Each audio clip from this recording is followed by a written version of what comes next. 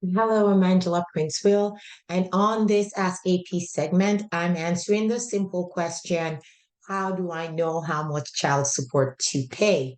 That's a very simple question because it's one of those scenarios where there's not a lot of discretion, right?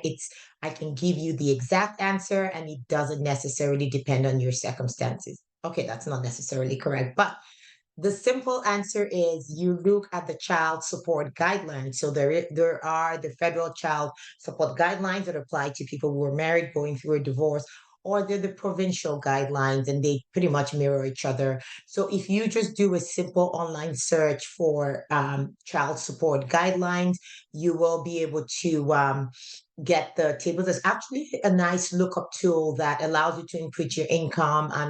It's by Justice Canada, and you could put in your income and put in the province you live in, and it would spit out the amount of child support you should be paying to the penny. So that's how much you need to pay. Now, I only gave you a portion of that question because the question did continue with, well, my my spouse is asking me to pay so much. She's not considering my expenses, and how am I supposed to live?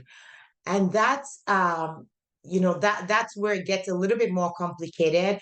I want to start this off by saying I do think child support is simple because we do have the guidelines to kind of follow. The courts are very strict about it. They don't leave a lot of room for discretion. So when you're looking at things like how do you survive, while that's a very real concern, you wouldn't get a lot of engagement with the courts on that issue. They're not going to look into your personal budget. From a court's perspective, child support gets paid and you organize and budget your expenses with whatever else you have left. And I know that will could cause a hardship in some cases. So on the issue of hardship, the child support guidelines do have that built in into that. So if you're going through undue hardship, so not just hardship, because most people who are going through a child that have to pay child support or any spousal support, what just financial support in that sense, whether it's even contributing to extracurriculars and other expenses for kids, most people that have to do that are going through some kind of hardship, right?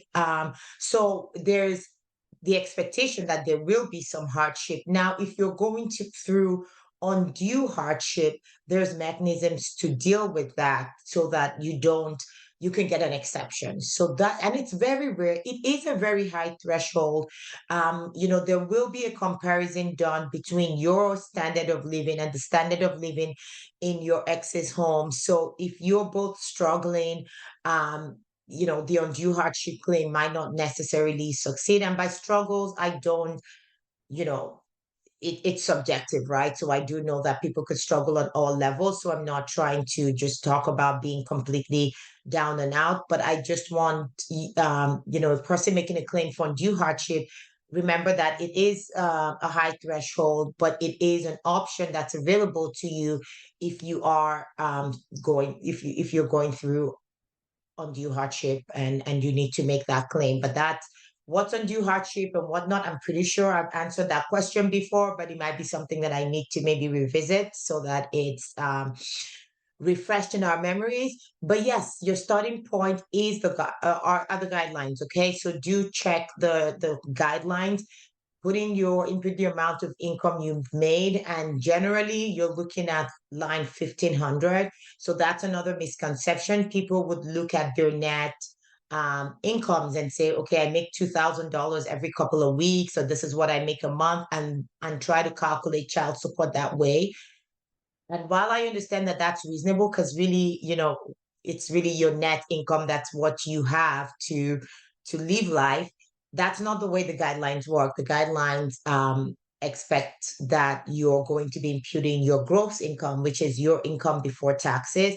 It gives you the number that you're to pay for child support. But then I forgot one thing. You have to put in the number of children, of course. So your income, province you live, how many children you're paying support for, and then you will get the number for that. So I hope that answers your question. And until next time, it's bye for now.